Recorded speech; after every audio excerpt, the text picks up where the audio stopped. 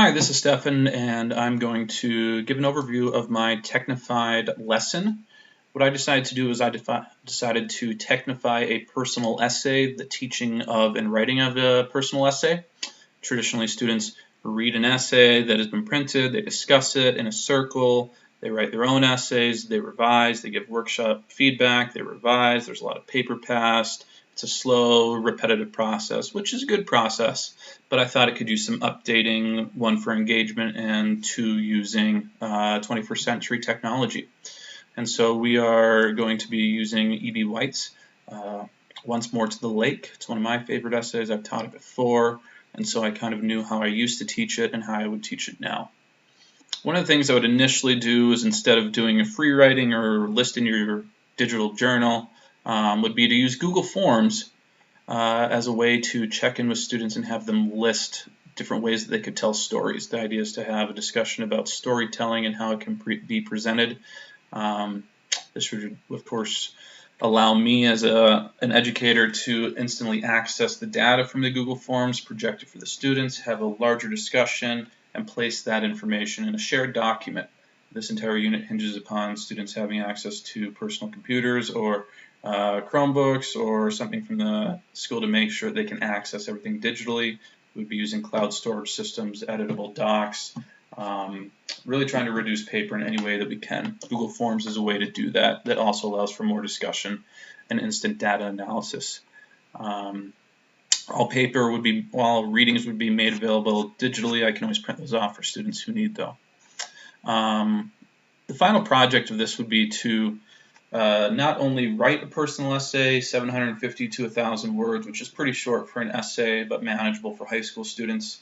It's intentionally short because I then want them to adapt it using technology and 21st century storytelling methods. A lot of those things are going to be familiar to us in our class because they could do podcasts, they could make a video, they could use Instagram, Snapchat, or TikTok stories. They can make a Google Earth tour or anything else that they can think of.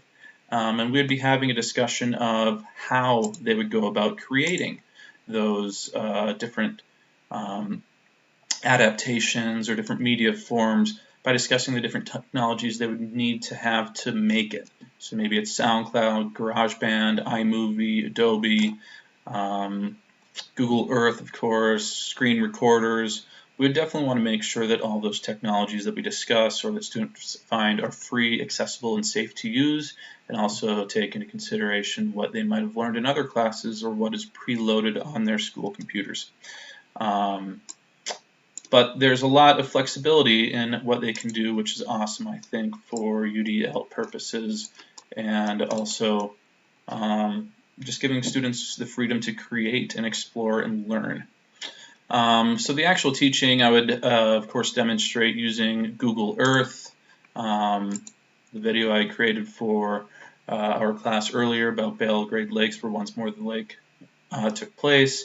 This would be an example to also demonstrate the technologies, screen recording, different things like that.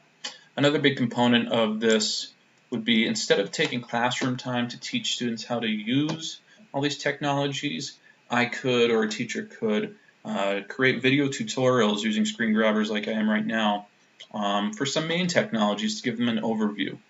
But when it actually comes time to create their technified versions of their essays, students would be grouped in small groups who might be using similar technologies, so that the self-inquiry is supported by small group research and collaboration.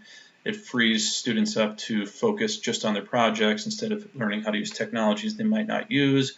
It frees me up to go around and help students explore, answer questions, learn on the go. Some of these videos could be watched outside of class or as kind of a break during the revising process.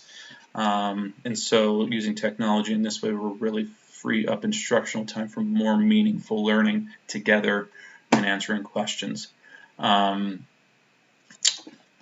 Another thing that we would do is we would kind of rethink how workshopping happens. Instead of students printing off like 10 versions of their paper, giving it to their classmates, receiving 10 different types of feedback and handwriting, I would have them be in small groups and their essays would be uploaded into a shared document, maybe on Google Docs or Microsoft Office, whatever is available through the school. And instead of having each student provide feedback individually on a different paper, students could provide margin notes. And that would allow the reviewers to not give repeated feedback, and so that this person is getting the same piece of feedback from 3 different people. The reviewers can see what one student said. They could add to it in that written document. It makes it a lot cleaner. It saves paper. It allows the teacher to access each document and see what kind of feedback the students are giving on the actual pieces of paper, because that doesn't always happen. The feedback that is sent to the students, just a simple, give a couple praises, give a couple suggestions, and a couple questions. Very simple reviewing feedback format. Can also be seen by the teacher, so that the teacher knows what feedback a student has been given, so that when it comes time for revision, they can see what the writer has incorporated or chosen not to incorporate, or what changes have been made at all. It's a great way, using those digital documents, to see how much revision has actually happened. And so there's a lot more accountability that I think would improve the workshopping process as a whole. It allows students to receive quicker feedback, or to access that feedback in an easily accessible manner. So that is a main overview of how technology would improve the teaching, the learning process, the creating process. Again, students would still read articles, they would still read great essays, they would do peer workshops and receive feedback, and so all the core tenets of what we have always done in these types of lessons are there, but it's technified, it is updated, it is more accessible. I think it's more streamlined and hopefully more engaging for students.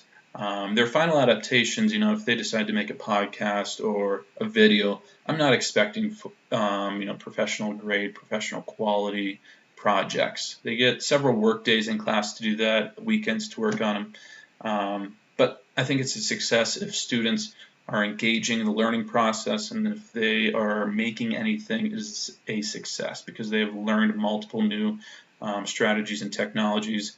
Because as we know, in the 21st century storytelling, writing doesn't stop at just putting words on the page and uploading it to a website. It has to be presented, it has to be added for links and social media, and so this allows students to learn those skills and maybe open up some career opportunities and having some new skills as well.